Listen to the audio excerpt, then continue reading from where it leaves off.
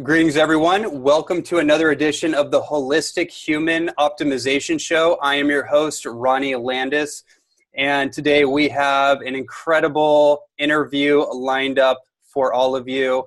I have a very special guest. His name is Josh Trent, and me and Josh Trent have some history together. He was a guest on my show a while back. We dove deep into his history in the holistic health field. And Josh is the founder of Wellness Force and hosted the Wellness Force radio podcast. And Josh has spent the past 15 years as a trainer, a researcher, and facilitator discovering the physical and emotional intelligence for humans to thrive in the modern world. I have so much respect for him. And coincidentally or synchronistically, we were roommates for about 7 or 8 months back in the Encinitas days, and just kind of an interesting thing. 2 podcasters, 2 health professionals, 2 men on a mission to empower people through health, wellness, emotional intelligence, psychological mastery. That's my word, but really just to help people and also discover what is this whole thing about. We are on our individual journeys. There were many parallels, many incredible conversations. And I've just been really excited about having Josh back on the show because as I've gone through my own metamorphosis and going through many dark nights of the soul, coming out as the phoenix rising from the ashes time and time again, I've also seen this man do it. So I've been just really wanting to get him back on the show, and here we are. So welcome, Josh. Thanks so much, Ronnie. It's such a cool moment. We were talking before we recorded about our own unique journeys. I love that you started us out with that because, gosh, this thing continues to unfold, and the pressures and the joy, the dark duality that we're experiencing at all times, it's pretty intense right now, and I know a lot of people are feeling it. So I'm super stoked that I get to talk to you, man, first of all, and then also the rad people that follow you. Yeah, absolutely. And there's so many different directions we can go. Really what I want to dive deep into is one of the themes of your show and your work and your focus, which is physical and emotional intelligence, and really the cross connect between that. Why is that so important? And what does that have to do with not just the physical experience, but you could even say our spiritual experience, our destiny on this planet? What does it mean to have physical intelligence, mental intelligence, emotional intelligence, and what's the bridge between that and our day-to-day experience? In other words, how do we use all these tools and all this information that we have on health and nutrition and personal development, and how do we actually practically apply that to our life so we can live life well? I think that's probably the place I want to at least that's the rabbit hole I want to open up with you. That's a great, it's a big question. It's a deep question too. And it's because it's such a profound multitude of answers where, we all start out as young kids and we're born into the world, Ronnie, with beautiful innate intelligence, whether we're a man or woman or transgender, whoever we are, we're all born with this unique encoding, both genetically, epigenetically, and also spiritually. We're all kind of unfolding a soul contract here. So, we are born with a tremendous amount of intelligence.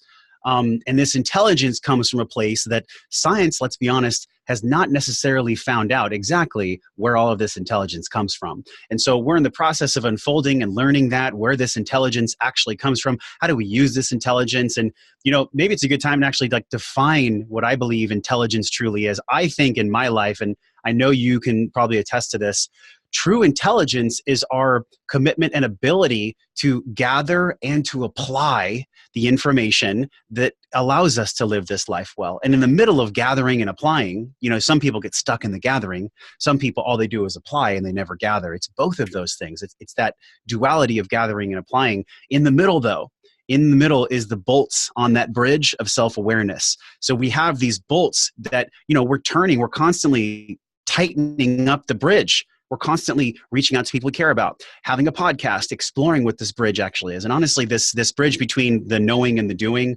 this is what fascinates me the most, because I'm a dork first. Like, I love anything health, wellness, supplementation, spirituality. I love it all because that's just kind of a fire that's always burned for me. I've always been curious why the hell people do what they do, me included. So this middle part, man, between the gathering and the applying, that bridge is not always clear. And I think conversations like we're about to have, and my podcast and your podcast, and honestly the people that are even interested in this bridge, we're all tightening the bolts of self-awareness of who we actually are, what we're bringing to the table, and how committed we are to the gathering and the applying, which put together is true intelligence. That's a great starting point for us, because I feel like that bridge is it's different for all humans. Beautiful. You know, one of the quotes that came up for me, about maybe I think like 12, 13 years ago, I read a book called The Science of Getting Rich. And I think I've read that book about 3 or 4 times since then. It's by a great philosopher in the 1900s, Wallace D. Wattles. And one of the quotes that I read in that book that stuck with me was, "Wisdom is reading the mind of God." And I still, to this day, when I think about that, it's like, wow, you know, because to your point, you know, there's this accumulation of information and knowledge. But is that true wisdom? And then we talk about intuition and guttural intelligence. What's that all about? But then it's like, in my personal experience, I'm always seeking that higher intelligence, that higher wisdom that isn't coming from my manufactured thought process, my manufactured cognitive biases to shape reality the way that I'm comfortable with it. But what is beyond the veil that's trying to communicate with me to the degree that I'm able to listen to it. You know, and that's a long conversation of itself, but I thought that's what came up for me is like, you know, this idea of whatever you define as God, universal intelligence, ultimately that wisdom, that intelligence that we're all seeking, it's a faith walk, right? To receive the guidance for the next step. There is no blueprint. Like I know for your journey and my journey, like whether it's the podcasting or it's embarking as a wellness entrepreneur, giving up an old life, letting the dead wood die off, and then moving forward on a completely new journey. It's a faith walk. And there is this sense of being guided by something beyond the veil, if you will. And that's something that I'm always in the quest of. Yeah, this beyond the veil. I'm curious how you might describe that. I think for me, the beyond the veil is something that's all-knowing, all-encompassing, and has no conception of time. I'll never forget this moment I had with my grandpa in a hallway once. I was like, I don't know, 12 or 13 years old. And he stopped me. He's like, "Josh, are you going to church?" And I was like, "No, Grandpa, I don't like church." Because, you know, church couldn't like heal the people I cared about. And church, to me, I saw it through a lens of a lot of people suffering and kind of trying to escape suffering. I don't judge religion. I don't judge faith now because I see it for really what it is. But he told me at that time, he said, "You got to go to church, Josh." And I'm like, "Why?" And he's like, "Because in the mind of man, man always has a beginning, middle, and an end in the mind of man, or in the mind of any human." But he said specifically, "What if I told you that God, spirit, is actually having nothing to do with time?" And when he said it to me, I was like 12, 13. It was just some really unique wisdom. I wasn't ready for it.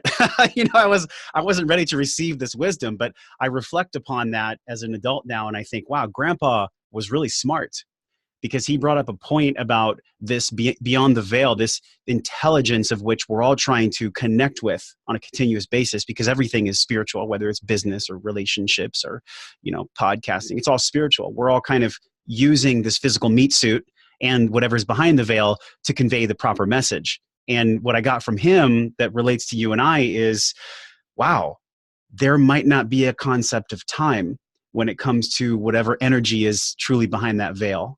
And if we can surrender and trust and really attune, which is a phrase that you and I have mentors that we follow, Paul Chek, Dr. David Minkoff, you know, people that talk about how spirituality and how we do spirituality is a reflection of how we'll do physical and emotional in life in general. It's our practices in this continuous imperfect practice of tuning in, getting grounded, doing the daily rituals, doing the meditation, doing our breath work. Before you and I recorded, we did box breathing. So it's how committed are we, again, going back to the beginning of the show, you know, how committed are we to understanding this intelligence, right? And the gathering and the applying. Beautifully said. You know, another thing that came up is like God's delays are not God's denials, right? And in the mind of man or woman or human, there is this projected timeline, right? Everything has to happen on a particular timetable. We have these schedules and these ways of kind of conforming reality and projecting future preferred experiences to fit. Like I have a goal, for example, so it's got to happen now, and I'm going to make it happen. And you know, and a lot of that is just egoic ambition. And if it's not coupled with kind of that I like to use the word God force. I'm unabashed about that kind of thing, but however you want to explain that, Yep. it's like things don't happen on our timetable all the time. We can only do so much. And this is going to lead into the conversation that I wanted to definitely have with you, which is about anxiety and manic anxiety, stress, fight or flight state that our world is very much in. I know you've had a huge bout with that. I myself too. Yep. I mean, in the last couple of years of being an entrepreneur and being a public figure, I never actually experienced the level of anxiousness and stress in my system that I have in the last couple of years. And it's been a journey to really uncover all those layers. And one of the things that's been really powerful for me is everything I can do to bring me back into connection, bring me back into this present moment, bring me back into, it's actually like the idea of God or spirit is so important for me because it helps me get out of myself. Because if it's all just me doing everything, I'm screwed. Because what I've done has largely, who I've been in the past has produced certain results, some helpful, some not. Yep. And so that tells me that there must be something else beyond me that can guide me through these challenging times.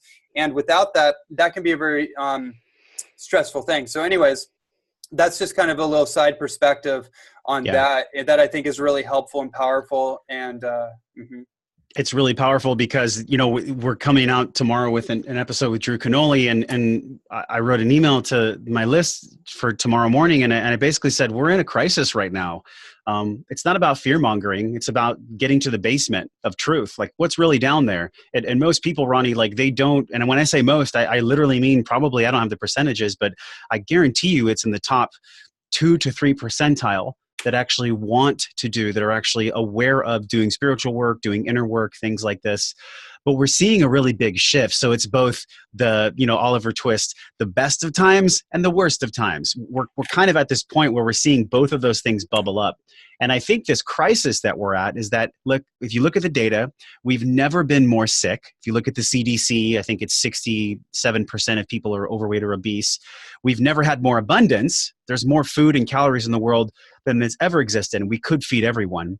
But yet we're in a crisis of people being silent and being comfortable and not speaking their truth about the pain that they're seeing because they're busy taking care of their daily responsibilities, paying their bills, taking care of their family. They don't have the emotional bandwidth to actually speak out the fact that they're seeing suffering and they're seeing a misappropriation. It's a misappropriation of resources and a misallocation of resources when it comes to food and organic farming and also the foodstuffs that we have. There's more than enough food to feed people in this world 10 times over. Which is a lie that's perpetuated by the ivory towers that are actually showing cracks now. And then on the other side of it, there's more resources and finances and wealth in this planet than there ever has been. It's just a choice of a very select group of people that are choosing to not allocate resources when they absolutely could. And I'm not saying we have to be socialist or communist or even egalitarian capitalist. What I'm saying is that we're coming to the head of a crisis where most people are feeling this. And if you walk around town, you guys know what I mean, Ronnie, you know what I mean too. It's like you see people that are just in a bit of a crisis all day long. There are the select few that have found mastery with, resources and abundance and health. And these are the people that we're learning from. But for the far majority, for 97, 98% of the people in this world, specifically in the United States, we're coming to the head of both a personal and a societal crisis when it comes to what do we do with all this abundance and how do we figure out how we can ease the suffering of the people that aren't receiving this abundance. And that right there, that one question right there, and I don't know if we can cuss on your show, but I would love to say that one effing question. Yes. Yes, we can. Okay. Go ahead. This one fucking question, foreign lawful carnal knowledge, this one question is, I think, really what's causing the undercurrent of stress with most people. Most people that are awakened to the fact that there is suffering in this world. And I felt that since I was a little kid.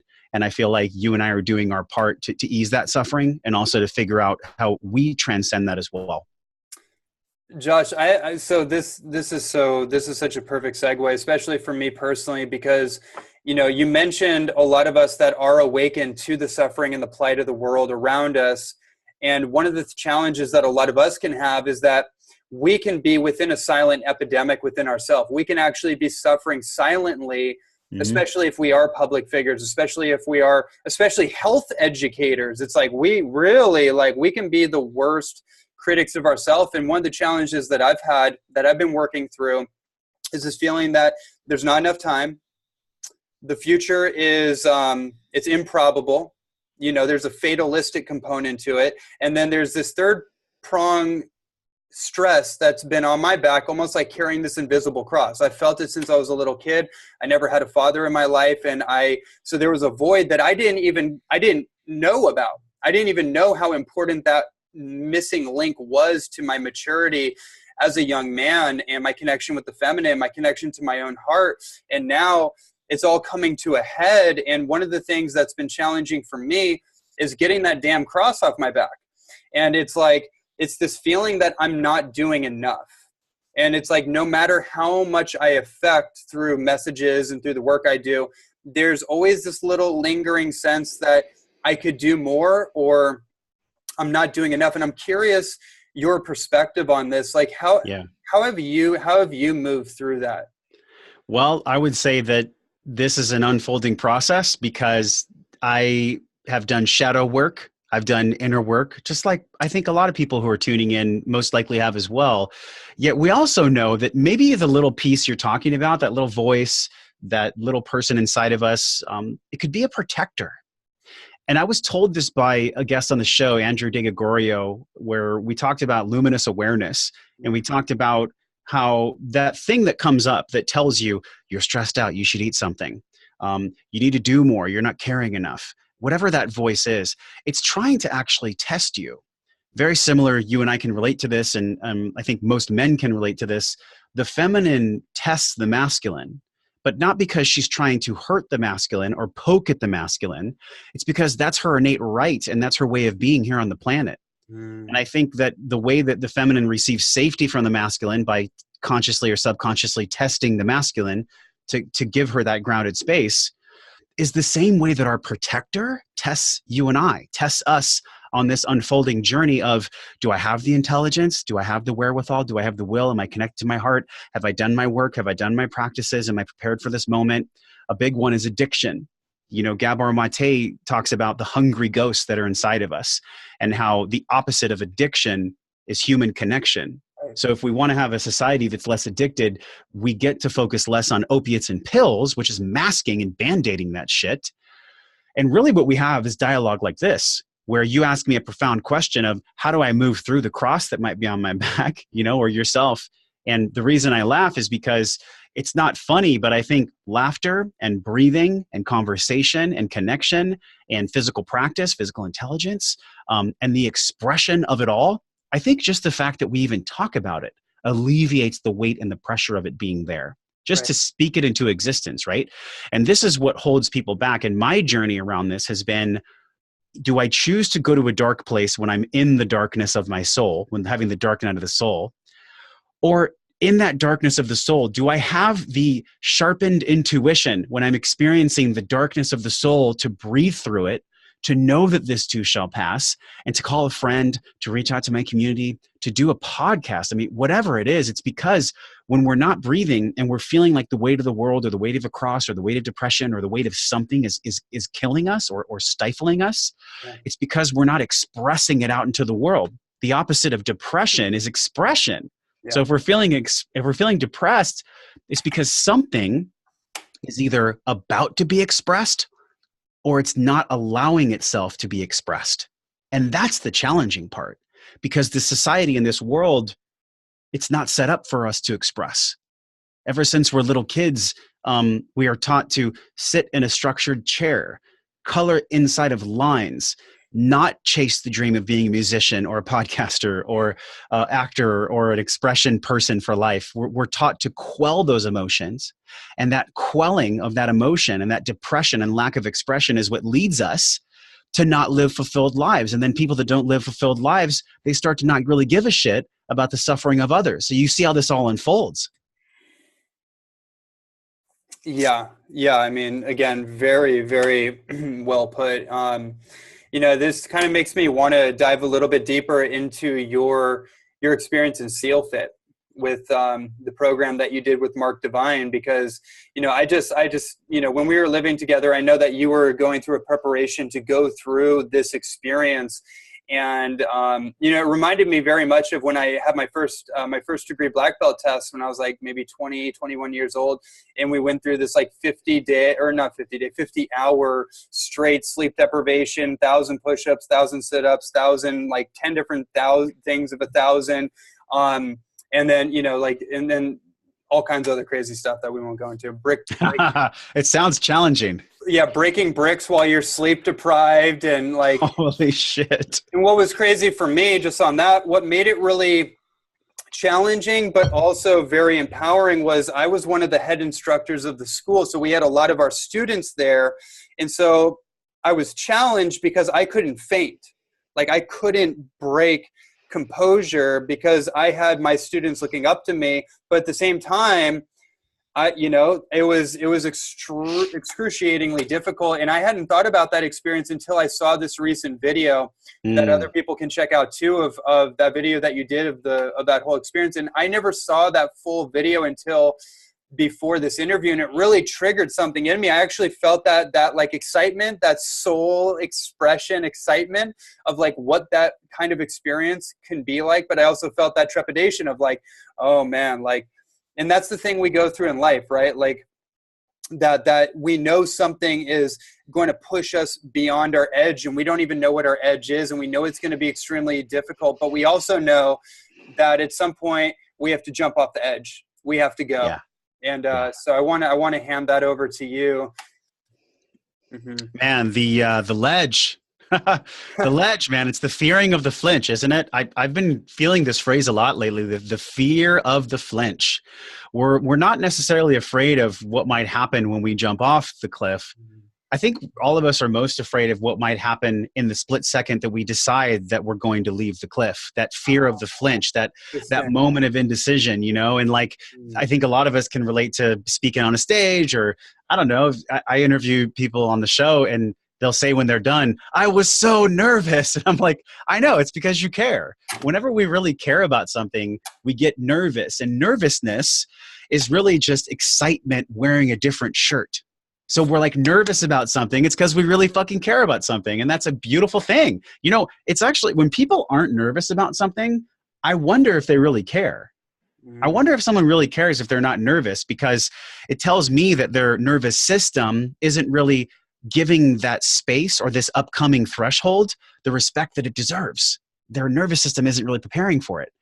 And so anyways, I felt this threshold coming through for SEAL Fit because I had interviewed Mark Divine on the podcast. I was so inspired with his work and with Unbeatable Mind and everything that they're doing there, that I decided to do it because of this inner knowing, this question, this curiosity of like, I wonder if I could do that. Because, the whole thing was a 20X, and 20X is an overnight where you start at 8 a.m. and you finish at like noon the next day. It's a 14-hour crucible, and you're doing Navy SEAL training. So we get there. My name is written on my white shirt in black lettering. Everybody's kind of nervous, but everybody's trying to be nice. Like, what's up, bro? Like, just trying to be really cool about it. And we're standing there, and all of a sudden this huge truck comes in.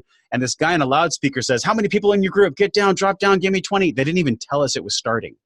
Like they shocked us with it starting. And right then I knew, I was like, oh shit, this is going to be way harder than I thought it was going to be. Because I had trained physically and I had done box breathing and I had read the book and I thought I was prepared. But I think in that moment, I really started to fear the flinch. I started to fear like, holy shit, what did I sign up for? Like, is this really supposed to happen right now? Am I supposed to do this? And what happened in the next 14 hours was so monumental because, as I think I've shared with you before, or maybe I haven't, I think that really I was able to suffer and then go to a place outside of my suffering and be there for the people that were suffering with me. And I think that relates to every single action that life gives us, every choice that life gives us, because as a parent, as a mother or a father or a business owner or just a human fucking being on this world, we're constantly met with these 20X type thresholds of, wow, I'm experiencing an incredible amount of stress right now, or I'm having financial hardship, or I've lost someone that I care about. It's that moment where the flinch has passed. We're starting to experience the fear or the joy, by the way, because sometimes after that flinch moment comes joy. That's really what makes up who we are. Like, that's what makes up our strength of character, our strength of human being, is the way that we allow ourselves to act, the way that we choose to act in a moment like that. And so they call it the physical crucible, because all things really start with the body, right? Our body is our subconscious mind. And in that subconsciousness, we get messages that are efferently and afferently transferred to our limbic brain, our amygdala, our frontal cortex. Like, that's where everything occurs, is our body and our brain are constantly talking. So when I was experiencing suffering in the 20X, my body and my brain were both saying, get the fuck out of here. You're not supposed to be doing this. And I thought about quitting a lot. And some people do quit, right? And so for me, it started out as a pride thing of like, wow, I wonder if this could actually heal some of the darkness that I felt in my life. I wonder if this could actually heal some of the incessant monkey mind that keeps me up late at night and makes me worry about money and makes me worry about things. And it did something far greater. What it showed me is that I never am actually going to escape the protector that we talked about before, the one that gives us the stress, the one that constantly is trying to test us, much like the feminine. And really what the 20X showed me is that my life is going to be filled with challenges, filled with 20X type things. And in those moments, in those flashpoints, can I be there for my teammates? Can I be there for my wife, my husband, if that's your forte? Can I be there for my kids if you're a parent? Can I be there for something that I totally believe in, like a business or an entrepreneurial path that really is so challenging that I want to quit in this moment? And can I connect to the love of why I'm doing it in the first place? Can I connect to that love? Because love for your teammates is what allows you to transcend a physical crucible like the 20X. It's not a love for the self. It's a love for the teammates. And then in receiving the reciprocity of that love for your teammates, well, then you're really bathing yourself in self-love, because you've transcended the selfish ego that says, this is too hard, you should stop, you're a pussy, keep going harder, whatever. All this incessant chatter that has nothing to do with our heart and our soul has no place for them on the battlefield or for you and I in regular everyday life. Man, it's so well said once again. I mean, it's like, I remember when I did that boot camp, what got me through it was, being a role model, being a model for what's possible. It wasn't about me. It was like, there was nothing in me that was going to stop. And even when my legs were shaking from 1,000 sit-ups and all the other crazy stuff we did. And then we had to go run 2 miles. And I had this, and we had to do like 1,000, those knee ups where you're I can't do it on video, but the flutter kicks. Yeah. The flutter kicks. Yeah. You're hopping up and down. We had to do 1,000 of those in a swamp. It was like, this is like after I thought, okay, it's downhill from there. And then they're like, okay, get in this little swampy thing in your uniform and then do 1,000 of these. And then after that, one of the 10-year-olds, his legs went out and it was like, there's no way I'm going to stop. So I put him on my back and walked him 2 miles back to the dojo. And it's like, there was just a sense of responsibility, right? Yeah. There was a sense, and it was beyond my mind. It was beyond any kind of ego or identity. There's a sense of like divine responsibility. Like, if I can, I must. And I can, therefore I must. And it wasn't about me. If it was about me, I would have quit. I wouldn't have even gone through 100 of what, all those things. I would have quit early because, why put yourself through this pain? Was that a Kokoro? I think 50 hours is what they do for SEALFIT. They do a 50-hour, no sleep, constant training, showering you in cold water, throwing dirt at you. Like, was yours 50 hours? Was it a Kokoro type training? I never heard that term before, but it was, our Taekwondo master was trained, in the Korean military. Okay. Yep. So it was very militaristic. Yeah. For sure. It sounds like it, man. But that's where we're forged, isn't it? Those spaces, and a lot of people, they're very neck up, and that's fine. The world needs people that are neck up. But I think what you and I have bonded on in our creation process together is the connection of the head and the heart. Mm-hmm. The awareness and the work and the strength of both of these things, physically and emotionally strong, means that we're giving both of them attention And a lot of times I've found is that when people get known for being more neck up, like people that are scientists or speakers or healers, they go through somewhat of a physical crucible. And I'm kind of in that right now. You know, I'm carrying probably 15 pounds more than I'm comfortable with. And so I've had a lot of big hits from the universe lately. Almost dying recently, actually, up in Mount Whitney, and tearing my gastroc on my calf and getting hand, foot, and mouth disease. All of these messages from spirit that's saying, slow down, my friend, slow down.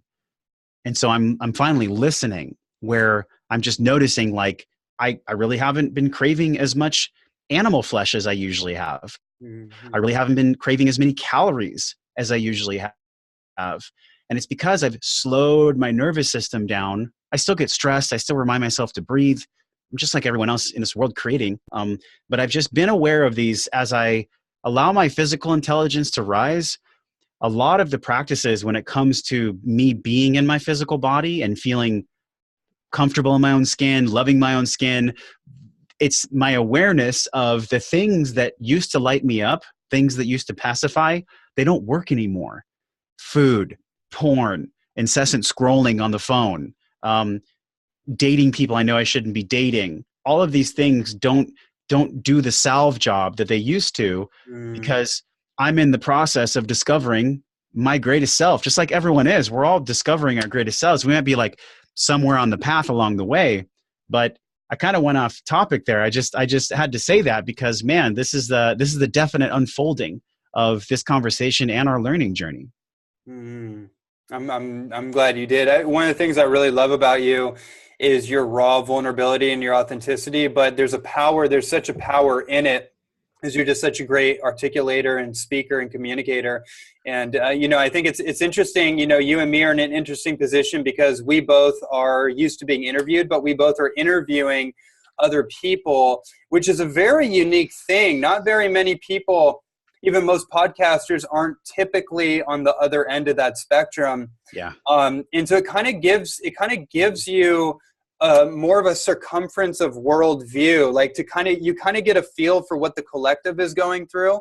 You kind of get a feel of, like, obviously your own experience, but then there's this refinement of your ability to actually communicate these hard to articulate or describe kind of things, which I think is really, really a powerful thing. It just reminds me right now in this moment, as we're talking about all this, of like that angst, that if you want to call it the cross or whatever, that pressure, it's like an existential pressure is what it is. Yep. And it's like, I can either fold underneath it and check out, which is what a lot of people do, or I can strengthen myself to bear the burden of being a superhero, right? I can actually take on my own superhero mythology and bear the burden. That's why I like Jordan Peterson, his language. He talks about, like, suffering is non-negotiable. It's a given.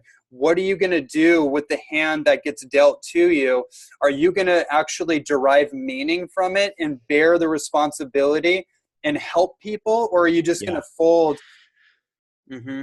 He's so good, man. And I love the way that he talks about, we are beasts of burden. We're half beast and we're half spirit. So the way that you have conversations on the show is in respect to both of those. And the fact that we are beasts of burden, which I definitely connect with, and I connect with a lot of Peterson's work, because I think right now, just to touch on something we were talking about earlier, is that there is somewhat of a shaking of the almond tree when it comes to men and women and the way that we love or hate or just interact with each other in general. And right now, when we look at the evolution of man and woman, woman and man, or even any gender, right, we're seeing that the ways of being from the past don't work anymore. They're failing miserably. And I think, to comment on your beast analogy and like how we have this burden, I think our largest burden right now is being aware that we're actually fighting one another so much that it's dropping and it's killing our capacity to take on more of the burden for the collective. In other words, the war of the sexes only perpetuates because men and women choose to make it a war. We can choose to put down the weapons and the shields. We can choose to do it right now. But what we have is the media spotlighting Kavanaugh, spotlighting this dialogue, whipping women into a frenzy. into a hateful frenzy where they're going out and they're experiencing emotional contagion from any woman that's ever even had her knee touched. And I'm probably going to get slack for this, but I care deeply about how women are treated.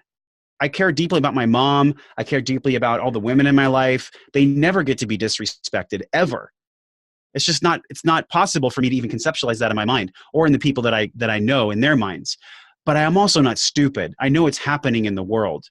And so how do we have a war of the sexes that's lower, that's not a war anymore, and apply more of that chi, more of that energy to us having a we too movement instead of a me too? Because right now, me too is us versus them. It's women versus men. And even women now are saying a lot on social, and I get a lot of flack for this because I've done episodes on this topic. Women right now are experiencing what Eckhart Tolle calls the pain body. For so many millennia, Ronnie, women were owned like property. And it was terrible, the treatment of women. And it's still possible now that women are completely, it's not possible, it's happening. It's not that it's not possible, it's completely happening. Women are still treated in a poor way by men. Yet being angry and trying to fight one another about it and trying to put a man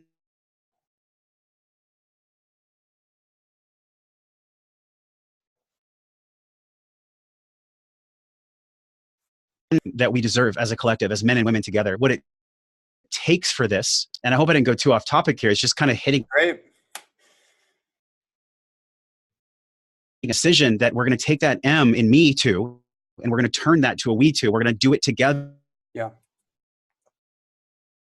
And listen more. Then we take that energy from women being angry and whipping up into a frenzy, and we soothe and calm that down, and we hear what they have to say. And then once we hear what they have to say, we make a joint decision together as to where to go forward and where to move forward next. Right now, what we see is there's a lot of fifth and even sixth wave feminists out there that they just want to continue to whip people into a frenzy. And that's not doing us any good. That's not going to perpetuate love, and that's not going to move me too into we too. I'm really glad that you brought that up, because when we talk about the underlining stress and even the existential anxiety that's being felt throughout the collective, this is what's being brought up to the surface. This is one of the main conversations. So we can't pretend or color it or sugarcoat it is the word I was looking for. Yeah. We have to be honest about it, and we need both perspectives represented, both authentic, empowered, non-biased perspectives represented that, hey, look, women go through pain, men go through pain. That's actually a humongous commonality, because biologically we're actually very different. Yeah. Hormonally we're very different. Psychologically and emotionally we're very different. But what actually binds us together is the commonality of the pain and the suffering that the human experience has embedded inside of it. So what do? Do we create division, separation? Do we buy into the mainstream propaganda? By the way, when they were doing that whole thing that you mentioned, guess what they unrolled out? 5G. That's what they do. They create these mainstream narratives every time. They did it with vaccines. They did it with all these different things. And underneath, while people are so emotionally agitated and distracted, they unroll a tool of devastation underneath it. That's the theme I've seen.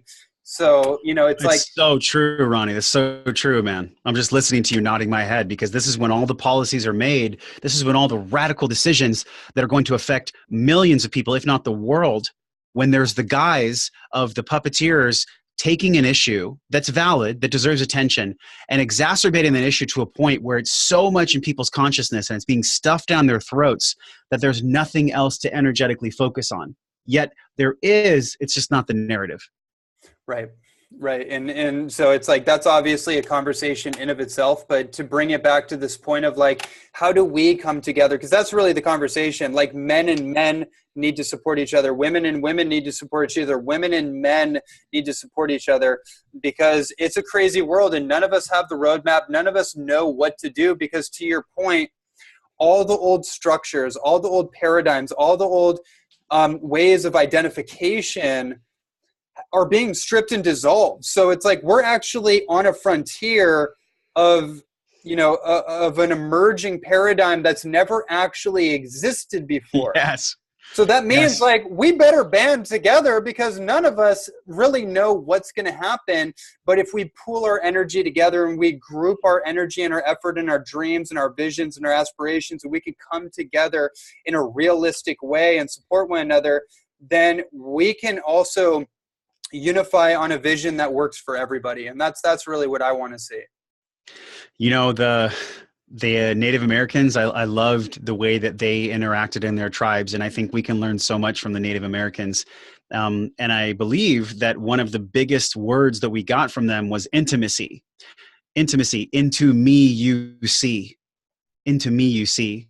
And what we need right now, what gets to happen is that there's more intimacy with our emotions. There's more intimacy with people. Going back to the cross you bore, like when I was a kid, I always wondered, like, why aren't people more intimate? Ever since I was super young, as long as I can remember, I was like, why aren't people talking about things that actually matter? And like, why aren't people actually intimate? It's because it goes back to that cycle of pain. And so when we look at this Me Too, We Too, the collective uprising, and this new complete kind of wild, wild west that you talked about, it's the wild, wild west right now to be a single man.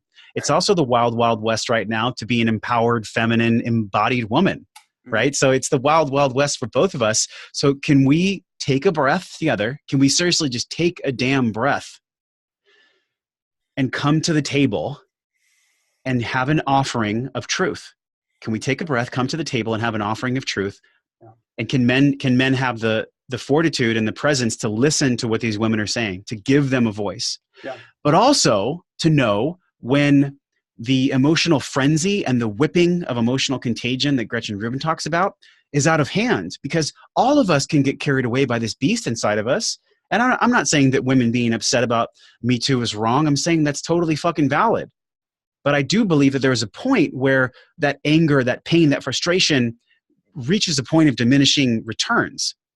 And so there's this balance between us as men and women, both respecting and acknowledging that we're seeing the Me Too unfold. We're seeing it shift into the M to the W and the We Too.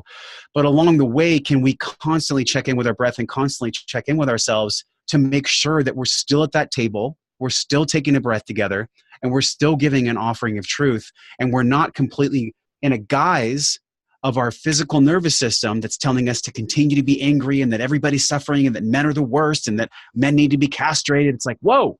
Let's take a breath here. You know, we're in this together. It's the wild, wild west, baby. Let's get on the horse. Yeah, absolutely. I mean, that's a whole unpacking. I have a whole lot of thoughts about that, but I mean, really, I think, you know, to the ultimate point of practicality to all this, it's like, you know, what do we do individually first for our own self and our own life and our own integration?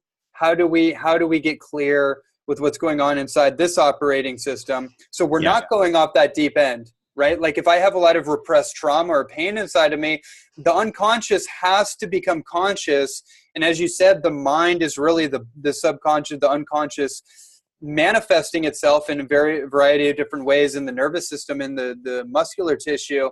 And if it's too agitated and repressed and hasn't been dealt with, it's going to be expressed unconsciously in very destructive ways. And I think that's really from an individualistic perspective, that's really the healing conversation that I'm trying to have with people, is to understand, you know, how do you work with yourself? And then maybe it goes beyond the individual to like, I need support. I need to actually use my voice and ask for support and receive support. And then we start to create that dialectic. We start to create that harmonization with our fellow man, with our fellow woman, in our relationships, whatever the case may be. Yeah. You know, because that dragon that's inside, that dragon that has that fire, it's important to know how to harness the fire so you can alchemize your reality. You can turn lead into gold. But if that fire is immature, like a petulant child, and it's been repressed for so long, that fire can burn down a relationship. That fire can burn down a house and can create irreparable afflictions. And that's what I'm very sensitive to, because I've experienced that, and I'm sure many of us have. So I think the dragon you talk about is kind of why the hero's journey exists, man. You know, and this conversation you and I are having, 50 years from now, if the records are kept, which I'm sure they will be in some form, even in a water hard drive or something, I think people will look back on this conversation in 50 years and they'll say, wow, this was such a challenging yet incredibly beautiful time to be a human fucking being on this planet. Because look at where we came from, my friend. Look at where we came from. We came from 1,000 years ago, people being tortured in public and people cheering for the death of another human being. We came from women not being able to vote and women being owned like property to now women being CEOs in Fortune 500 companies. Look at where we've come from. And so, no, it's not the worst of times. It's the best of times, but it's also the worst of times. Because now that we've had this expanded capacity of what's possible as a human race, we've tasted that sweet fruit of complete and utter possibility where there's so much that men and women can do together. We're still hanging on to Eckhart Tolle's pain body, though. We're still hanging on to that pain body, and that pain body gets to be expressed. It gets to be talked about. And if anybody watching this or listening to this is triggered by this, I invite you to write comments, because if you're feeling it like we are, then you know that it's being felt by hundreds of thousands and millions of people that don't want to express it, that don't want to speak their truth. We get to have this conversation multiplied in a fractal, million-part mirror from sacred geometry, man. We get to have this expanded as far as this conversation can go, because without the expansion of the conversation, the evolution doesn't happen, and then technology is going to do whatever it's going to do, and we're going to be slaves to the technology. So it takes you and I, going to places where I'm like probably going to receive some negative comments from this, but you know what? At least I'm putting my fist in the air. At least I'm taking a stand for something. At least you're holding a space where you're having a conversation about something that you care about. And to that, I say hell yes to that, because at least we're having the conversation, which a lot of people aren't even willing to step out of that comfort zone. Absolutely. I mean, it's invaluable. I mean, it's indescribable how invaluable this kind of conversation is, how needed it is. And you raised your arm, and I saw that tattoo on your arm, and I know I wanted to ask you about that. I know what it means, but I wanted you to talk about that because it has deep meaning in there. Yeah. I would say, since I could remember, I never really knew how to breathe. I always felt a lot of anxiety in life. Multiple people in my family have taken medications for this. And so I wondered if it was epigenetics that I struggle with anxiety. But I realized that it was just my heart trying to poke through the blackness that this world, and unfortunately my parents did the best they could. I absolutely love my parents. I love my mom and dad for bringing me into this world, and they're beautiful souls, and they're dealing with what they're dealing with just like we all are. But when I was small and all throughout my adolescence and even in my 20s and early 30s, anxiety was a big piece. It was this constant conversation of how do I fix it? How do I fix it? How do I fix it? And when I started to really go into the breath and the plants and this podcast and talking and having friends like you, I started to realize that there's nothing to fucking fix. I don't need to fix anything. Really, I just get to remember to breathe. And if I can remember to breathe, then I can choose. I can choose what I do next. So this is se posso respirare, posso scegliere, which in Italian means if I can breathe, I can choose. And that's really the one tool that all of us have, man. Everyone can shift and get more vagal tone and pull over to the parasympathetic nervous system and get more rest and digest if we just do 6 deep breaths. Aubrey Marcus talked about this recently. There's been a lot of research around this too. 6 deep breaths is what we have at all times. It's what we have in any moment. And I'm getting kind of emotional just thinking about it right now, because I'm just remembering like, oh yeah, if I just remind myself to breathe, like everything will be fine. If I can just remember to breathe. Yeah. And I think that's how I've gotten through it, man. And I think that'll be a guidepost for my whole life. I love that, because it's so true, right? Like if you can breathe, you can choose. And then if you have choice, then you have choice. You can choose which particular department of the nervous system you want to be on, the fight or flight or the parasympathetic. If you wanted to, and that's, I know we don't have tons of time, but that's an interesting perspective too, returning back to Joe Dispenza's work. And then looking at the autonomic nervous system and realizing that this is a very entrainable thing. If my nervous system has been entrained in a sympathetic overload and there's a chronic stress fatigue syndrome burrowing in my system, it must have got imprinted there somehow, right? So that means there's a program running in my operating system. Therefore, I must be capable of adopting a new software program, upgrading the operating system. I must be able to re-entrain my nervous system to operate with peace, love, joy, harmony, ease, etc., etc. Life must not have to be as difficult as I've made it, because my operating system is dictated by the struggle and the suffering and the crisis to get me to act. Maybe I don't need that. Maybe, like Paul Chek says, if you have a big enough dream, you don't need a crisis to wake you up. Then maybe I just need to reattune my nervous system. I'd like for you to speak to that for a moment, and any practices that you found particularly valuable. Ronnie, I love talking to you, man. I think that what we're at in this conversation is we've expressed something that is causing many people that watch this and the people that they care about depression, sadness, and pain. And so how do we shift from the depression and the sadness and the pain and the heaviness of this growth process?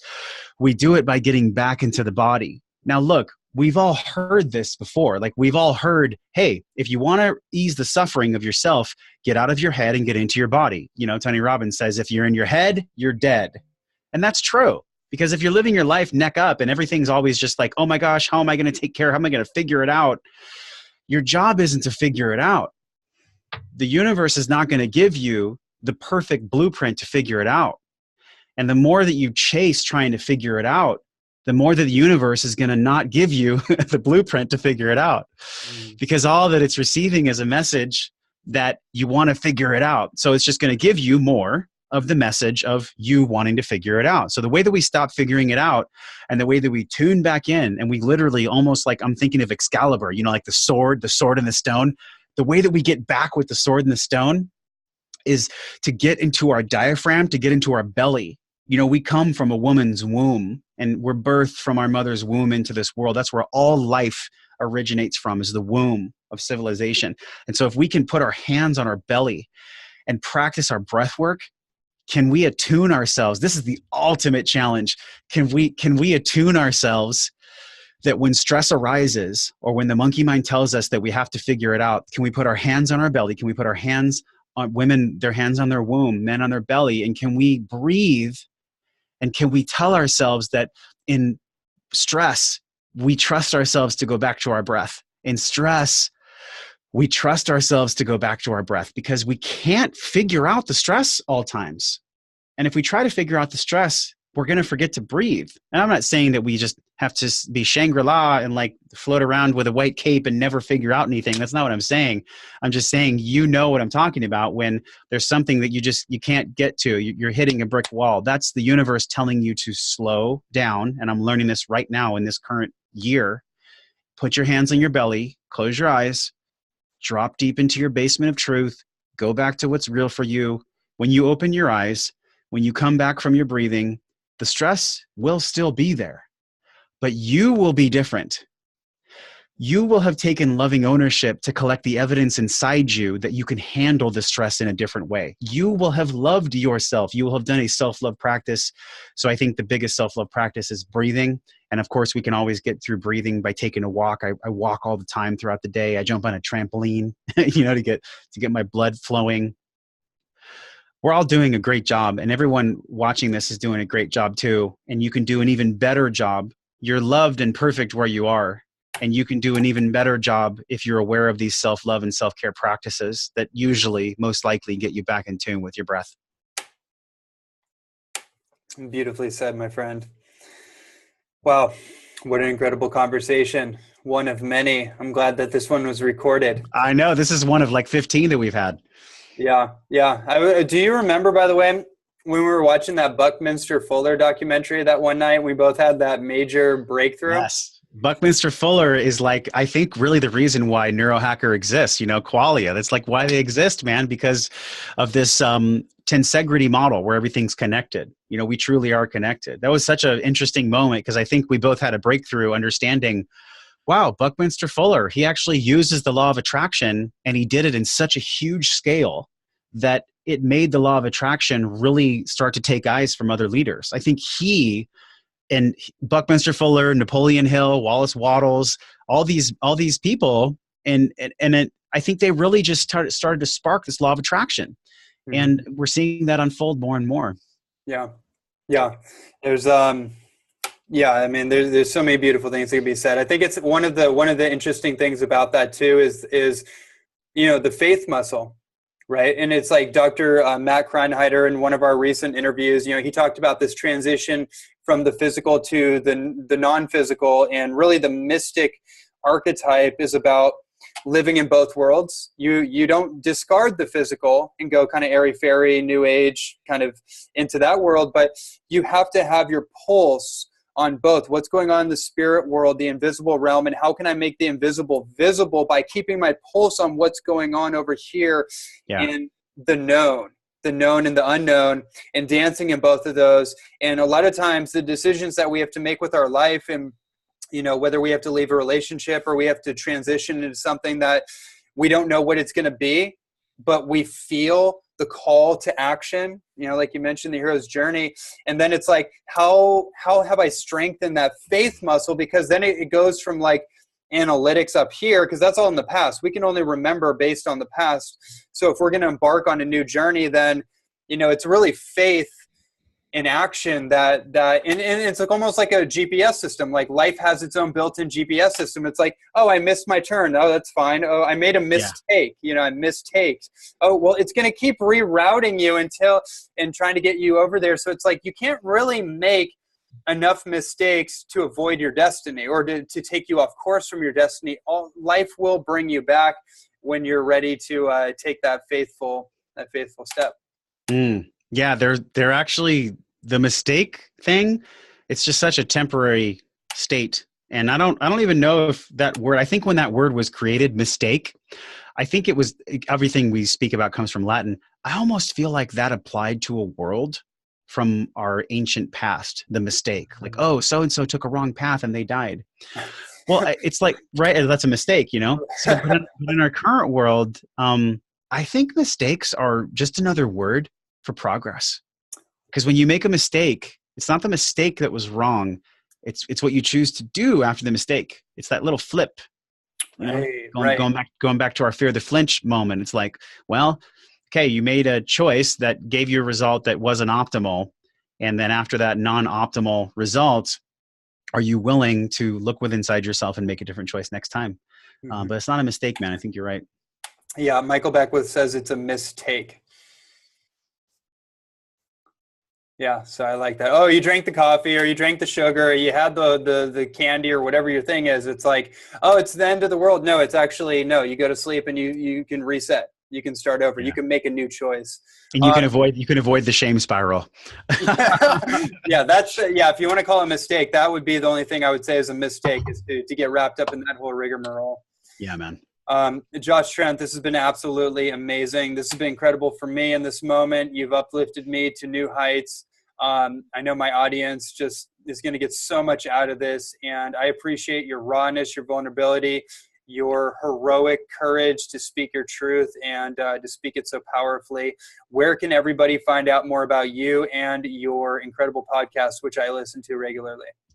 Man, you're making me feel so great, and I truly appreciate, and I just want to acknowledge you for making this happen, following up and caring so deeply about the message that you bring to your community. Like, it means a lot that we created this together. And honestly, this has been a very cathartic interview for me, and I think a lot of people listening, and you created that space, man. So if people are interested in this dialogue continuing, beyond your show, and I think our audiences probably would get along quite a bit. You can go to Wellness Force. It's wellnessforce.com, or here on Facebook, we have a group, and then we also have the podcast, Wellness Force Radio. It's Wellness Force everywhere. And we're talking about this discovering of the physical and the emotional intelligence so we can live our life well. That's why we're here, man, is to live our life well. Absolutely. Fully agree. That is why we're here. That's why I do what I do. And my pleasure. Glad we made it happen. And just thank you so much for coming on. Thanks, man.